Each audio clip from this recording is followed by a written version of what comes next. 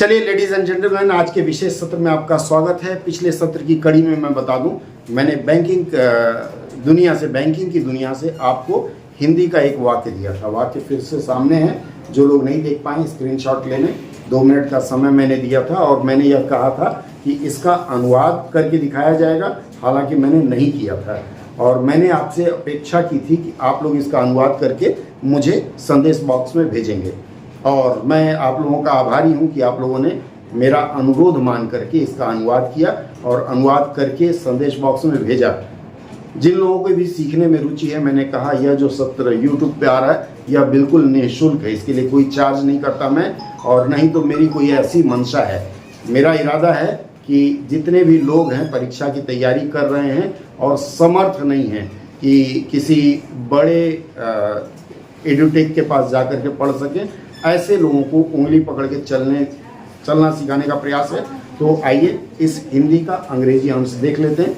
विशेष विवरण के लिए आप मुझे संदेश बॉक्स में यदि संदेश करके भेजेंगे तो बाद में आपकी शंका का समाधान भी कर दूंगा, या फिर अगर आपकी इच्छा होगी तो we will have one webinar live. चलिए अब मैं शुरू करता हूं। देखिए, विनियामकीय प्रक्रिया में हितधारकों की सहभागिता को मजबूत करने और उद्योग की विशेषज्ञता का निरंतर लाभ उठाने के उद्देश्य से, अब देखिए मैंने आप लोगों को बताया है पीपीटी से शुरू करते हैं, पर्पस, प्लेस एंड टाइम, और उसके अलावा हम लोग जैसे यह अंग्रेजी है तो अंग्रेजी के वाक्यांश में क्या होता है, सब्जेक्ट होता है, फिर वर्ब होता है और फिर ऑब्जेक्ट होता है। वेयर अंग्रेजी में ठीक इसका उल्टा होता है। तो इन 4 चीजों को हर तरह के अनुवाद में रखना है, बिना इसके आपका काम नहीं चलेगा। तो इन ऑर्डर टू, उद्देश्य से, यह जो उद्देश्य है या पर्पस होता है, तो यहाँ हमने लिखा इन ऑर्डर टू। क्या उद्देश्य है? निरंतर लाभ उठाने और मजबूत करने। 2 इसमें वाक्यांश है। तो सबसे पहले कौन सा वाक्यांश आता है? मजबूत करने वाला वाक्यांश आता है, ये 1 नंबर में है, और लाभ उठाना 2 नंबर में है। तो हम शुरू करेंगे मजबूती से, क्योंकि जो पहले आया उसका अनुवाद पहले किया जाता है। In order to strengthen the, अब यहाँ देखिए मैंने आपको बताया था हितधारकों के लिए स्टेक होल्डर, तो यहाँ हितधारकों स्टेक होल्डर्स इंगेजमेंट कहाँ? In the regulatory process. क्या है? विनियामकीय प्रक्रिया के लिए रेगुलेटरी प्रोसेस हमने लिखा है। एंड क्या है अगला? लिवरेज इंडस्ट्री एक्सपर्टाइज, इंडस्ट्री मतलब उद्योग की विशेषज्ञता। विशेषज्ञता और विशेषता में अंतर है। तो रेगुलेटरी इंडस्ट्री एक्सपर्टाइज किस बात पर? ऑन ए कंटिन्यूड बेसिस, निरंतर, यह समय है, लेकिन मैंने आप लोगों को बताया एडवर्ब का प्रयोग समय के रूप में अगर है तो कई बार हम वाक्य के अंत में लेते हैं, इसलिए हमने यहाँ अंत में लिया है। ठीक है, कंटिन्यूड बेसिस। अब यहाँ तक का हमने अनुवाद कर लिया। इसके बाद अब यह दूसरा पैराग्राफ शुरू होता है। दूसरे पैराग्राफ के अंश हम लेंगे। दूसरे पैराग्राफ का अंश क्या करना है? उसके बाद एक स्वतंत्र विनियमन सलाहकार समूह का गठन, an independent advisory group of regulation has been formed. क्या है? गठन किया गया है। किस रूप में? समवर्ती रूप में। समवर्ती इसकी विशेषता बता रहा है, और क्रिया की विशेषता बताने वाला शब्द क्रिया विशेषण होता है, उसको अंग्रेजी में एडवर्ब कहते हैं, और अंग्रेजी के अनुसार एडवर्ब हमेशा क्रिया के बाद आता है, और इसलिए यहाँ कंकरेंटली क्रिया विशेषण के रूप में प्रयोग हुआ है, इसलिए वर्ब के बाद हमने लिया है।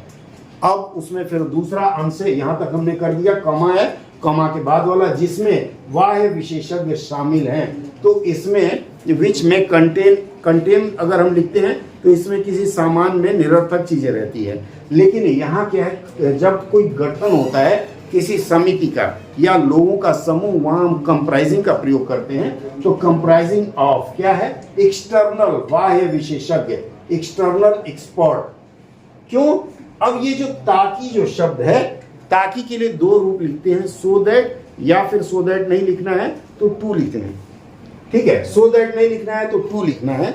तो यहां हमने शुरू किया, हमने टू से लिया है। To channel industry feedback. Channel industry क्या है? उद्योग से प्राप्त प्रक्रियाओं को समाहित किया जा सके। यह जो समाहित शब्द है इसके लिए हमने चैनल का प्रयोग किया है। इंडस्ट्री फीडबैक, फीडबैक कौन सा शब्द है? प्राप्त प्रतिक्रिया को अंग्रेजी में फीडबैक कहते हैं। ठीक है, फीडबैक किसमें कर सकते हैं? Periodic review. पीरियोडिक रिव्यू का मतलब आवधिक समीक्षा। ठीक है, ऑफ रेगुलेशन, विनियमों लिखा है ना, विनियमों के अधिक, तो किसका ऑफ के बाद वाला हिंदी में होता है तो पहले आता है, अंग्रेजी में होता है तो बाद में जाता है, ठीक है। ऑफ रेगुलेशन थ्रू द, ये RRC, यहाँ RRC के माध्यम से है। मुझे लगता है मैं ज़रा फास्ट हो गया हूँ, लेकिन थोड़ा बहुत फास्ट होना ज़रूरी है, क्योंकि मैंने देखा ज़्यादातर लोग जब सुनते हैं तो फास्ट फॉरवर्ड में ही सुनते हैं, और डबल स्पीड यहाँ क्वार्टर स्पीड में हो जाएगा, ठीक है। आज की चर्चा में बस इतना ही, चूँकि 5 मिनट ट्रांसलेशन का जो सत्र है वह 5 मिनट 32 सेकेंड हो गया है। आशा है सत्र समझ में आया होगा।